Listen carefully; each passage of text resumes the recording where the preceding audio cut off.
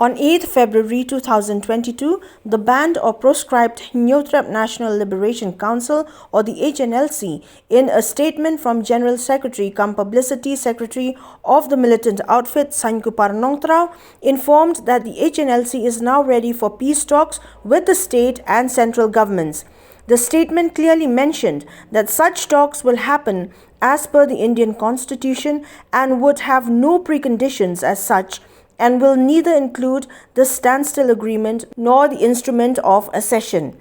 SAINKUPAR NONGTRAW further added that the outfit's decision for peace talks has come after several requests had been made in the past few days by elders of the society and social organizations in the state.